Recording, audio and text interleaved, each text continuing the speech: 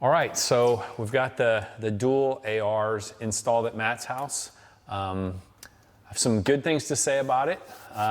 They do flow really well.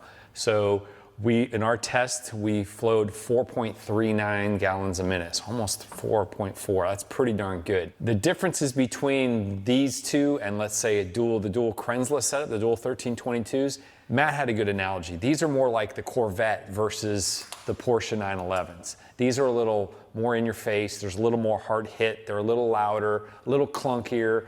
The fit and finish isn't exactly up to a German spec, you know.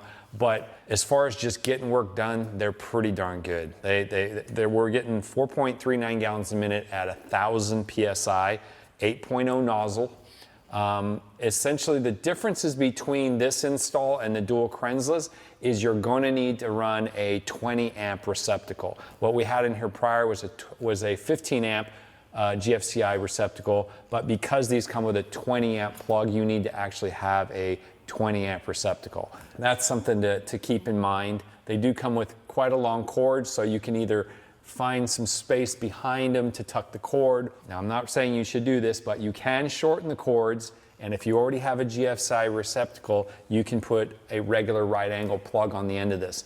I'm not telling you should do that, but if I had it at home, that's how I would do it. Just because you don't need redundancy and you would still be GFCI protected if you had the receptacle. We will offer this with the correct hoses and everything. So when you get on the website, this will be available. We'll have all the hoses figured out, the correct lengths. The spacing actually works well with the AR, just like it did with the Krensla. 15 inch, I think I'm at 15 inch spacing between the two shelves.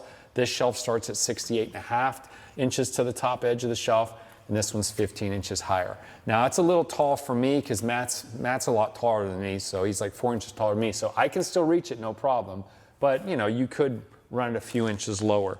And as far as the CR is concerned, now the CR Spotless will not take 4 gallons a minute and be able to completely deionize the water. It's good for about 2 gallons a minute. So in that case, what you would do is shut one of these off, and then you'd put a different, instead of running a 8.0 nozzle on the AR, you'd run a 5.0. Then you could still do your rinseless, you know, your spot-free rinse, and that would get you to around 2 gallons a minute. So the CR should keep up with that. Now at some point, we're going to have our own DI solution, which we're targeting 5 gallons a minute, which will handle 2 ARs, 2 Krenslas. But anyway, I think this is a great system. I mean, it really kicks butt, a lot of flow.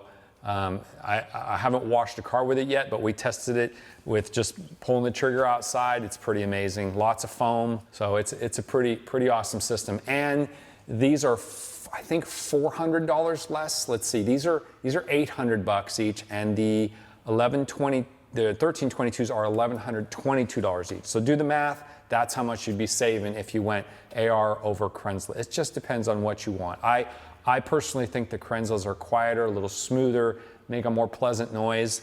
They're built well, and they put out over 4 gallons a minute as well. So, you know, you can pick your poison, whatever you like to have. So I think these are great, but I think the Krenslas are maybe a little step up as far as quality, and they're nicer to listen to. So anyway, hope that helps, and good luck with your install.